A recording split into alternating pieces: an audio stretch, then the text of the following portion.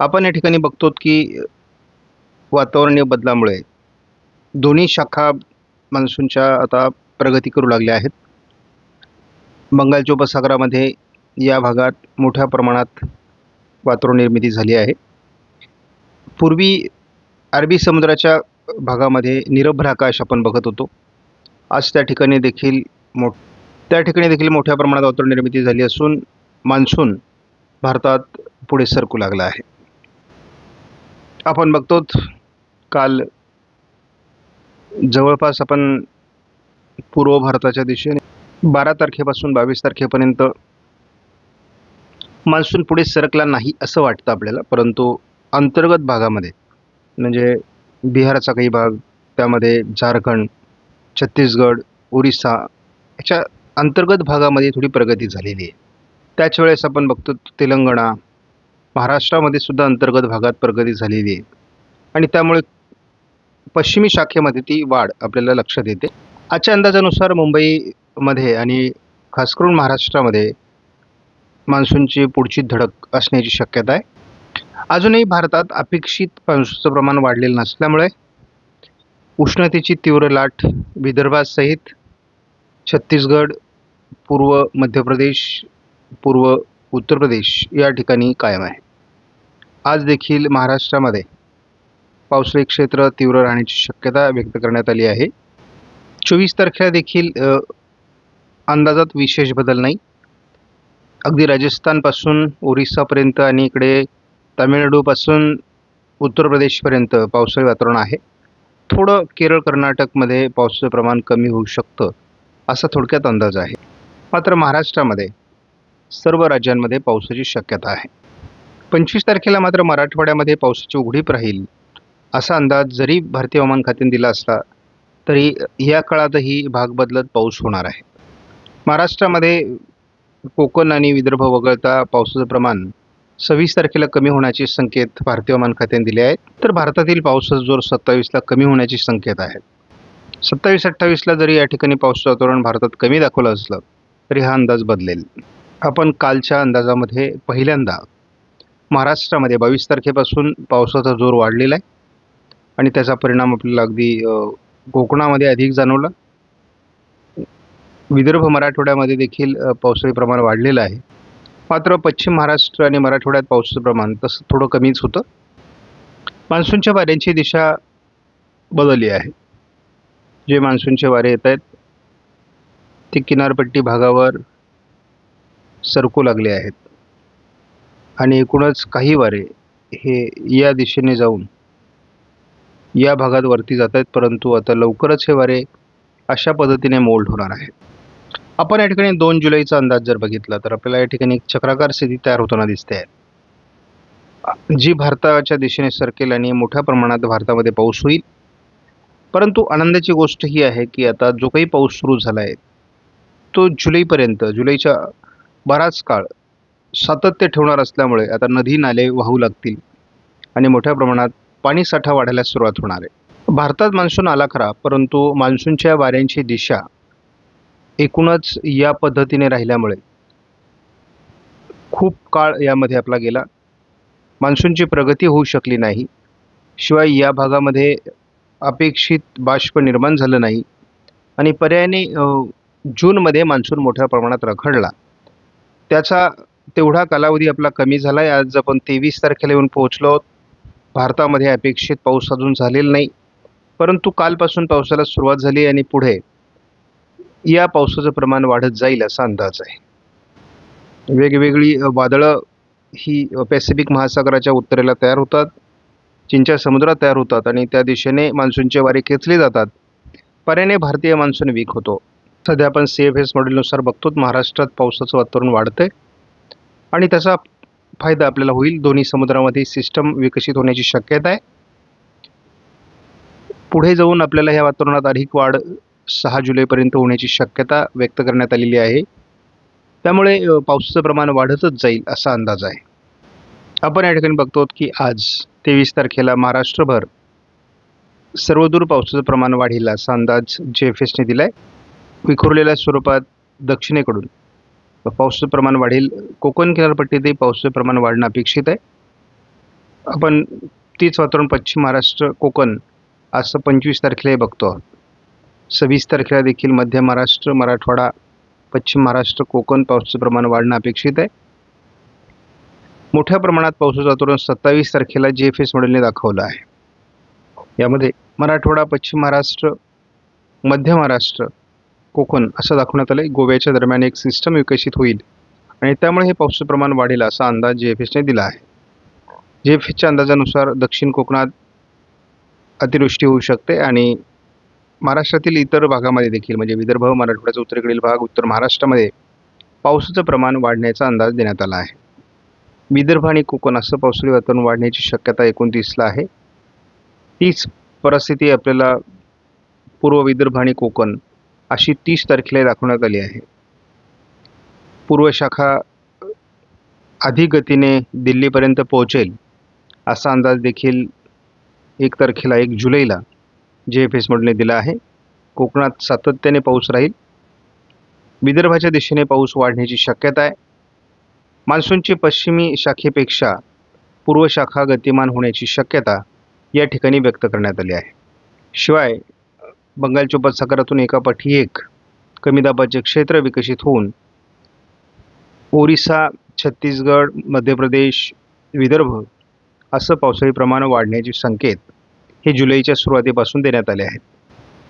साधारण आज उद्या कोकण किनारपट्टीला पावसाचं प्रमाण वाढू शकतं आणि त्याचा परिणाम अंतर्गत भागामध्ये म्हणजे अहिल्यानगर, पुणे, कोल्हापूर, सांगली, सातारा, नाशिक, छत्रपती संभाजीनगरपर्यंत, जालन्यापर्यंत होऊ शकतो असा अंदाज देण्यात आला आहे.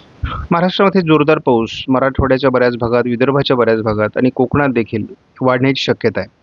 थोडं आपल्याला असं दिसतंय की या ठिकाणी की सोलापूरच्या काही भागात पावसाचं प्रमाण कमी राहू शकतं आणि थोडं नाशिक, धुळे, नंदुरबारच्या काही भागात पावसाचं प्रमाण कमी राहू शकतं. 25 तारखेला हवामानात मोठे बदल आहेत. या दरम्यान आपण बघतो की मराठवाड्याच्या बऱ्याच भागामध्ये आणि विदर्भामध्येही पावसाचं वातावरण आहे, परंतु त्यामध्ये थोडं विदर्भाचा हा भाग म्हणजे याच्यामध्ये वर्धा, दक्षिण गोंदिया, उत्तर गडचिरोली या ठिकाणी पाऊस कमी राहण्याची शक्यता आहे. शिवाय आपण बघतो की सह्याद्रीच्या पर्वतरांगांच्या पूर्व भागामध्ये अगदी नंदुरबार, धुळ्यापासून पावसाचं प्रमाण कमी होण्याची शक्यता आहे. 26 तारखेला देखील विदर्भ, मराठवाड्यामध्ये मोठ्या पावसाचे संकेत आहेत.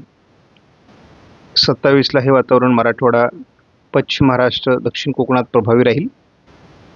28 तारखेला उत्तर महाराष्ट्र, मध्य महाराष्ट्र, कोकण, मराठवाडा, पश्चिम महाराष्ट्रात पावसात जोर आहे, परंतु कोल्हापूर चा काही भाग या ठिकाणी उघडपीचा दिसतोय. पूर्व विदर्भाचा भाग उघडपीचा दिसतोय. 29ला मात्र सर्वदूर महाराष्ट्रात पावसाचे संकेत आहेत आणि आत्ता जर मॉडेलमध्ये पाऊस दाखवला जातोय, एवढा जरी पाऊस पडला तरी आपली पेरणीची गरज भागणार आहे, नद्या प्रवाहित होणार आहेत, तलावातील पाणीसाठा जलद गतीने वाढणार आहे. आपण 30 तारखेला बघतो सर्वदूर महाराष्ट्रात पावसाचं वातावरण आहे. कुठेही फार कडकडीत दुष्काळाची संकेत नाहीत. महाराष्ट्र खास करून कोकणामध्ये मुसळधार पावसाचे संकेत आहेत. 1 तारखेला थोडं पावसाचं प्रमाण विदर्भ आणि कोकण असं वाढणार आहे. इतरत्र स्थानिक वातावरणाची शक्यता आहे. 2 तारखेला काहीतरी हवामानात बदल होणार आहे आणि विदर्भ, मराठवाडा, उत्तर महाराष्ट्र, उत्तर कोकण मोठ्या प्रमाणात पावसाचं प्रमाण वाढ. आपण बघतो विदर्भ, मराठवाडा, उत्तर महाराष्ट्राचा बराच भाग आणि कोकण जरी प्रभावी असलं तरी मार्क केलेल्या या भागामध्ये मात्र पाऊस कमी राहण्याची शक्यता आहे. हा 3 तारखेचा जुलैचा अंदाज आहे. कोकणामध्ये सातत्याने मी अतिवृष्टी बघतो या मॉडेलमध्ये आणि विदर्भामध्ये अतिवृष्टी बघतोय. तसं महाराष्ट्रात इतर जिल्ह्यांमध्ये देखील फार कमी पावसाचं वातावरण नाही आहे. गरजेपुरता पाऊस होणार आहे. 5 तारखेला देखील कमी दाबाच्या क्षेत्रांमुळे विदर्भात आणि मराठवाड्याच्या पूर्व भागात जोरदार मोठे पाऊस होतील. कोकणातली अतिवृष्टी कायम आहे. 6 तारखेला देखील कोकणातील पावसाचा प्रभाव सातत्य ठेवून राहील. मात्र आपल्याला थोडं पश्चिम महाराष्ट्र किंवा दक्षिण मराठवाडा या भागात पावसाचं प्रमाण सातत्याने कमी दिसते. पूर्वी आपल्याला हेच वातावरण उत्तर महाराष्ट्रामध्ये कमी दिसायचं, परंतु आता जसा मान्सूनचा आस वरती सरकेल तसं पावसाचं प्रमाण हे पश्चिम महाराष्ट्र, दक्षिण मराठवाड्यात कमी होताना दिसते आणि 7 तारखेपासून पुन्हा पावसाचं प्रमाण घटण्याची शक्यता राहील. आजपासून पावसाचं प्रमाण महाराष्ट्रात अधिक वाढण्याची शक्यता आहे. प्रत्येक दिवशी हे प्रमाण वाढत जाईल. महाराष्ट्रात जोरदार पाऊस होण्याची शक्यता अजून तरी मॉडेल दाखवत आहेत आणि यामध्ये संकेत आहेत की कोकणामध्ये या दरम्यान अतिवृष्टी होण्याची शक्यता आहे. मराठवाडा, विदर्भ, उत्तर महाराष्ट्रात देखील चांगल्या पावसाचे संकेत आहेत. त्यामुळे जसं वातावरण पुढे जाईल तसं आपण बघूयात की काय काय घडतंय. आता आपण बघतो की लवकरच सध्या रत्नागिरी, सिंधुदुर्ग, रायगडमध्ये जोरदार पावसाची शक्यता या मॉडेलने व्यक्त केली आहे. त्याचबरोबर आपण बघतो की दुपारनंतर हे प्रमाण वाढत जाईल.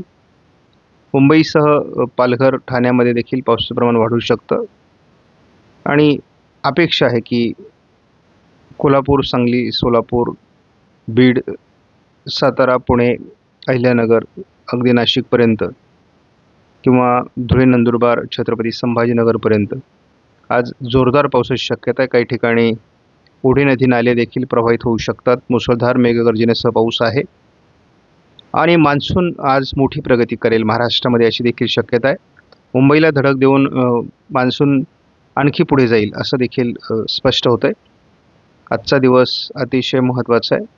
कोकणामध्ये सातत्य पावसाचं आजपासून वाढणं अपेक्षित आहे. रात्रपाळी देखील आज बऱ्याच भागात पाऊस करेल अशी देखील शक्यता आहे. उद्या 24 तारखेलाही दिवसभरामध्ये विदर्भ, मराठवाड्यामध्ये मोठ्या प्रमाणात पाऊस होईल. उत्तर महाराष्ट्रातला पाऊस उद्या थोडा कमी होण्याची शक्यता आहे. उत्तर कोकणामधला थोडा पर्जन्यछायेच्या प्रदेशातही पावसाचा जोर कमी होऊ शकतो असा अंदाज आहे. पुन्हा आपण 25 तारखेलाही बघतो विदर्भ, मराठवाड्यात बऱ्यापैकी पाऊस राहील. कोकणातला पाऊस थोडा पुन्हा मंद होण्याची शक्यता आहे. हा पाऊस वाढण्याकरता आपल्याला पुन्हा विदर्भ, मराठवाड्यामध्ये पाऊस राहण्याची शक्यता मॉडेल दाखवत आहे. कोकणातील पाऊस 24, 25, 26 कमी होतोय, परंतु याचं प्रमाण वाढण्यासाठी आपल्याला पुन्हा एकदा मॉडेलने वाट बघण्याची वेळ 27 तारखेपर्यंत दाखवली. 27 तारखेला मराठवाडा आणि उत्तर महाराष्ट्र पाऊस आहे, परंतु कोकणातला पाऊस कमी दाखवण्यात आला आहे. हा जून महिना आहे आणि 28 तारखेपासून पुन्हा एकदा मध्य महाराष्ट्र, उत्तर महाराष्ट्र, मराठवाडा, पश्चिम महाराष्ट्र, कोकण पावसाचं प्रमाण वाढण्याची शक्यता या मॉडेलने दाखवली आहे आणि ते प्रमाण 29लाही वाढलेलं असेल आणि 30 तारखेपासून पुन्हा एकदा पावसाचा जोर वाढणं अपेक्षित आहे. सारांश स्वरूपात बघायचं झालं तर या भागामध्ये पावसाचं प्रमाण थोडं अधिक राहण्याची शक्यता आहे. त्या पाठोपाठ याही भागात पावसाचं प्रमाण वाढण्याची शक्यता आहे. हा मराठवाड्याचा भाग आहे. जुलैच्या सुरुवातीला आपल्याला या भागामध्ये आणि या भागामध्ये पावसाचं प्रमाण वाढलेलं दिसेल. त्याच्या वेळेस आपण बघतो की हा जो मधला भाग आहे या भागामध्ये मात्र पावसाचं प्रमाण काही प्रमाणात कमी राहण्याची शक्यता आहे. अगदी धुळे, नाशिक, अहिल्यानगर, सोलापूर, सांगली पूर्व, सातारा पूर्व, पुणे पूर्व भागामध्ये पावसाची घट सातत्याने राहणार आहे आणि आपल्याला माहिती आहे की 500 ते 600 मिलीमीटर पावसाचा हा एरिया आहे. जसं जसं अंदाज पुढे जाईल अंदाज बदलू शकतो, परंतु सध्या म्हणजे आत्ताच्या सिच्युएशनमध्ये काही पावसाची घट या भागांमध्ये राहू शकते असा अंदाज आहे. आपण आज व्हिडिओमधील माहिती महत्त्वपूर्ण वाटल्यास लाईक करा, शेअर करा, चॅनलला सबस्क्राईब करा. धन्यवाद.